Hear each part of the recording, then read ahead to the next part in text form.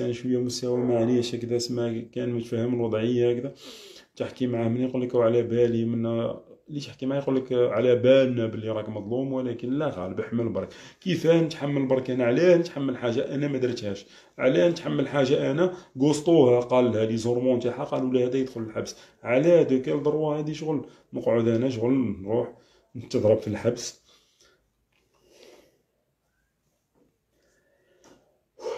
ولدي يتمرمدو معاي، دارنا يتمرمدو معاي،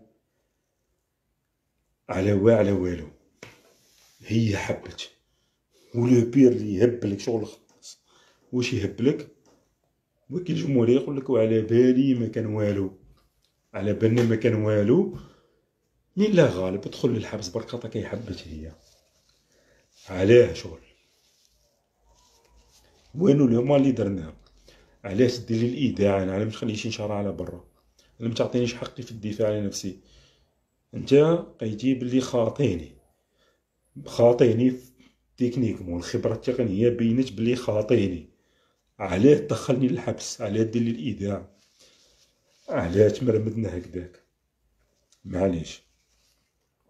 في الكاساسيون اقسم بالله العلي العظيم مستشارة تاع القاضي والله العلي العظيم تبكي. الناس اللي حضروا المحكمة كامل يشهدوا، اقسم بالله تبكي. الناس اللي تم الكل تبكي.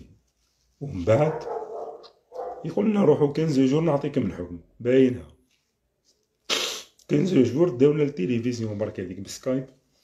شافش معانا خلاص. قاضي راه شايد الحكم طبق طيش دوسي كلاسي مشي تروع. تا شكون؟ تا مواطن تفوه فيك، تا كلب انت ما على بالناش بيك خلاص. تا تحكي مع هاديك شبيك؟ تا مقود انت توشيتيها الامام شبيك؟ المشكلة انا هما ما درنا والو، ما اون ريان في. ولو بير سما جو ميكسكيز بيسك لي زيموسيون طالعو على العبد كي تفكر المنكر هذاك.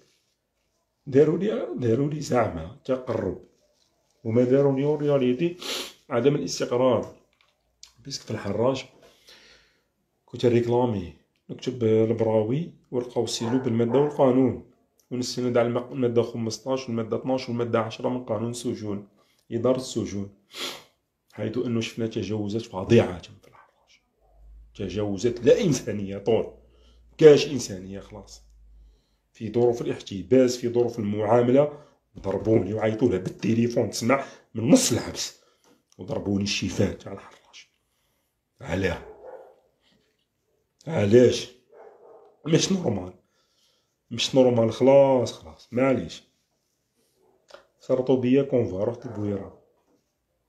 رحنا مع لاكراس تاع لو بريمي نوفمبر، شهر و 23 يوم. شهر 23 يوم بويرة كانت بارابول الحراج جنة تاع فيها تجاوزات، حيث أن عمي سعدون ربي يرحمو من عين بيضة كان كونفا هو تاعنا مات.